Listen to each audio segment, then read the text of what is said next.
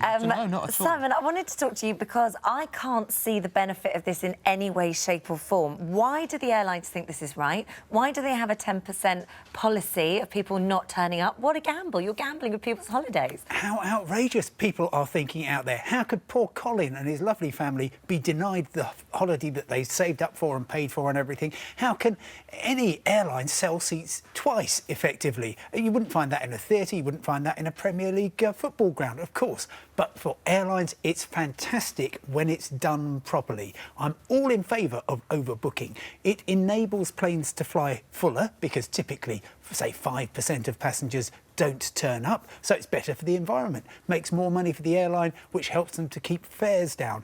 And if it's handled properly, which it most certainly wasn't in Colin's case... It's half-term week. Yeah, oh, yeah, so you'd think on, like, peak flying times, they just go, do you know what, we won't do it on this plane. Well, you might think so, but they will guess wrong. I mean, you and I have all been on flights which have been overbooked. We didn't know because it turned out that not everybody turned up. But what they crucially need to do is ask for volunteers. The law stipulates that they must. And so everyone has their price. I always try and get overbooked. They do it really well in America. I got on a plane from Seattle to New York, sat down. They said, anybody prepared to take $300 to get off this plane now? Ding! Off I got. Did you? Of course. Why? Well, because I wasn't in a particular rush. $300, so okay. Night in a hotel, it's great. Can I just go back to Colin there? You say it's the law for them to ask for volunteers. Yes, but unfortunately the law doesn't stipulate what they need to offer. So EasyJet, for instance, on a short flight will offer you €200, so 150 yeah, but let's quid. just find out whether anything was said out loud, Colin. At any stage did you hear the airline ask for volunteers to get off that plane?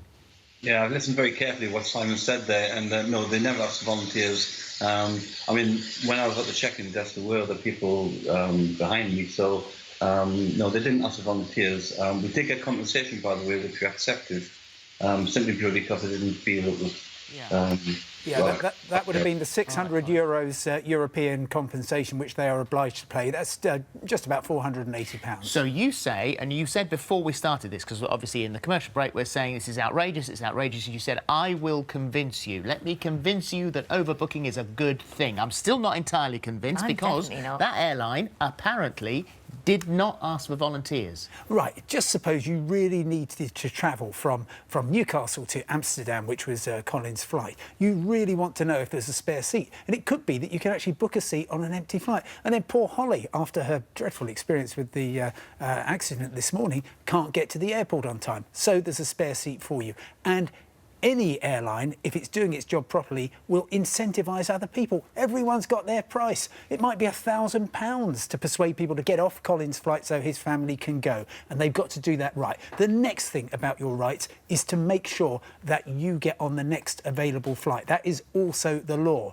And if, in Colin's case, for instance, he finds out that he's going to be possibly offloaded, then what you need to do is get onto one of the fare comparison websites like Skyscanner or Kayak and just say, OK, I'm in Newcastle, I need to get to Las Vegas. What are the options? It will come up with lots of options. You then say to the travel desk, OK, fix up this flight for me. Because and they have to do that. There may have been people who were going from Newcastle to Amsterdam and, you know, going there, that's that one short flight. Yeah. But the thing was that he had connections, so he was going Newcastle, Amsterdam, Amsterdam, Minneapolis, Minneapolis to Vegas, time in Vegas, then obviously on to New York. So that was a complicated flight. Of course, and it's extremely upsetting for the family that they missed it. And it didn't have to happen. If KLM had done their job properly and asked for volunteers, I can guarantee there would have been people maybe going off on a gap year. A student or something is offered €600 to get off the flight. Great, I'll have that. Thank you very much. The thing is that no matter how you book your holiday,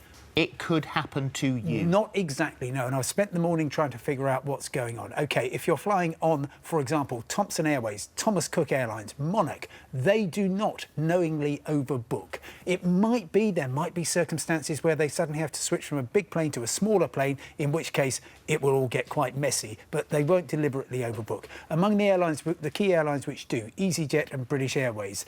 EasyJet, and they turned away a family, Roger Mitchell and his family, first holiday away last week. They said, OK, you thought you were going to Valencia. Well, tough luck, you're not. They didn't check in online. If you check in online, Are you guaranteed? No, you're not guaranteed. You've got to check in online as soon as bookings become available, which in the case of EasyJet is 30 days in advance. So you have to make a note in your diary. Then you are unlikely to be overbooked. If you travel with an infant under 6, a child under 6, you probably won't get overbooked, but poor old Kevin and his family did.